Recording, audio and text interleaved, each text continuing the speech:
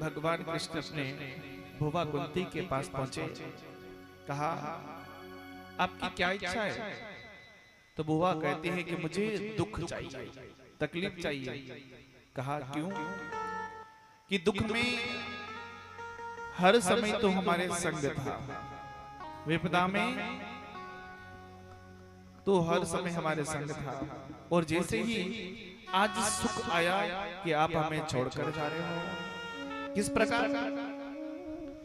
जब हमें लाख की मेल में डाला गया तो सुरंग खोदने में संग था, हजारों सेना कौरवों के पक्ष में थी तो सारथी बनकर हमारे संग था, अज्ञातवास में हमारे संग था, और कुछ भी नहीं था तो आप हमारे संग थे।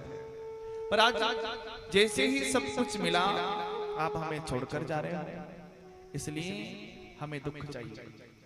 अपनी बुआ से बड़े प्रसन्न हुए और पहुंचे अर्जुन के पास।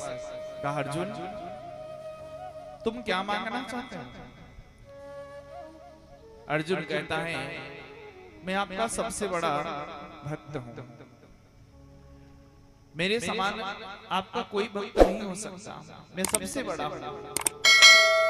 अभिमान अहंकारी शब्द बोले, वास्तव में तुम सबसे बड़े भक्त हो मेरे। कहा गया मैं ही सबसे बड़ा भक्त हूं। कहते हैं कि जब अभिमान भरे शब्द भगवान कृष्ण को कहें कि तुम देखना चाहते हो सबसे बड़ा भक्त कौन है मेरा, कहते हैं इसमें देखने में क्या है, मैं ही आपका सबसे बड़ा भक्त हूं, कोई भी मेरे समान आपका भक्त नहीं हो सकता। भगवान कृष्ण ने कहा मैं जैसा कहूं वैसा करना और केवल देखते रहना, साबित हो जाएगा कि सबसे बड़ा भक्त कौन है। देखा गया भगवान कृष्ण ने भगवा वस्त्र धारण किए, अर्जुन ने भी भगवा वस्त्र धारण कर लिए, साथ में एक सिंह माने एक शेर ले लिया और उतर गए राजा मौर्ध्वज की नगरी में।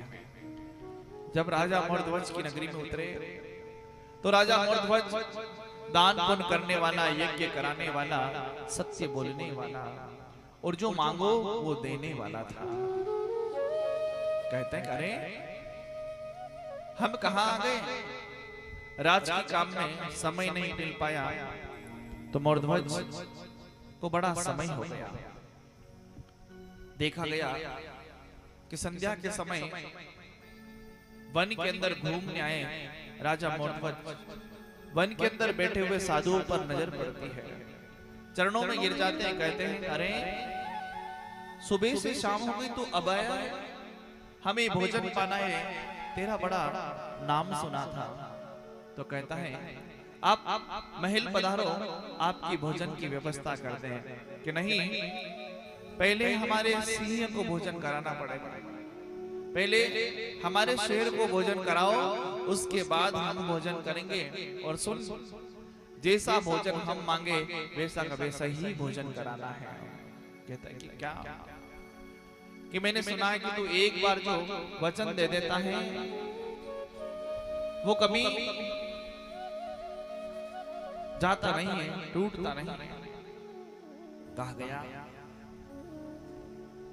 कि तेरा जो 11 वर्षीय रतन कुंवर है, तेरा बालक है, उसे आरे से काटकर सिंह को डालो, तब तेरे घर जाकर हम भोजन करेंगे। भला अपने बालक को कोई काट सकता है?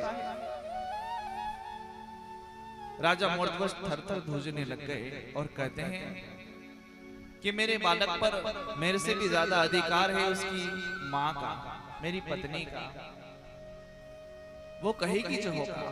तो कहते हैं हमने सुना है तेरा नाम बहुत आगे है कि रघुकुल रीत सदा चली आई, प्राण जाए पर वचन ना जाए। मौर्ध्वज अपने भवनों को पहुंचते, अपने महलों में पहुंचते हैं,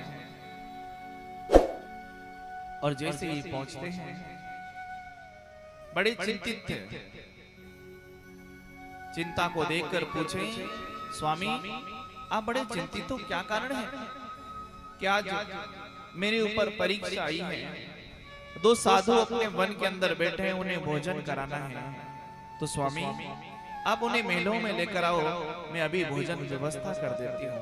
कि नहीं, पहले उनके सिंह को भोजन कराना है, पहले उनके सिंह को भोजन कराओ। कि नहीं, जो अपना बालक है उसे हम दोनों जने बिना रोए संपूर्ण प्रजा के सामने आरे से काटकर सिंह को डालें, उसके बाद ही अपने घर भोजन करेंगे। माता कहती, अरे ये कोई बहरूपिये होंगे, ऐसे ही अपना राजपाट दे दो, पर अपने बालक को मत काटिए। बड़ी मन्नतों से इसको पाया है मैंने। आप कहते हैं ना कि बहुत सारे देवताओं को पूजा, तब जाकर तेरी सूरज पाई रे लाला, तब जाकर तेरा मुख पाया है।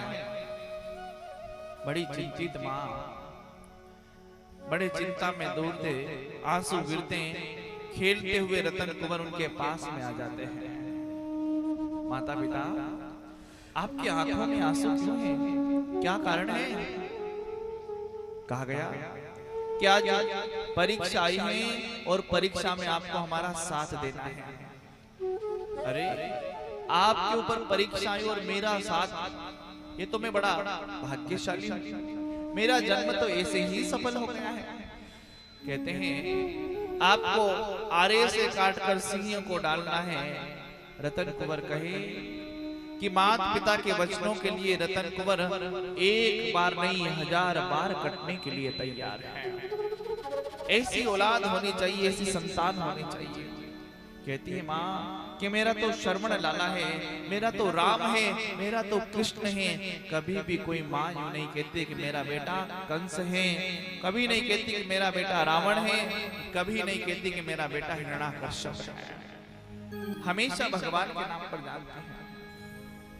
कहते हैं रतन कुंवर अपनी माँ को कहे, माँ आप वचन निभाओ, आप चिंता ना करें, और वचन निभाने के लिए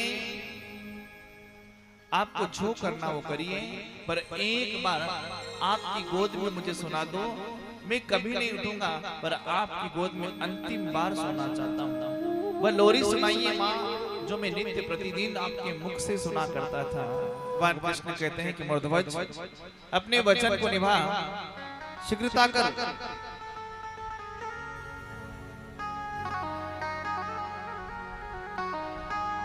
कहा गया कि जब रतन कुंवर को उठाया गया, उनकी माता की आंखों में आंसू संपूर्ण प्रजा देखे। पहला आरा रखा तो कोमल शरीर होने के कारण रतन कुंवर के रक्त की धाराएं बहने लग गई।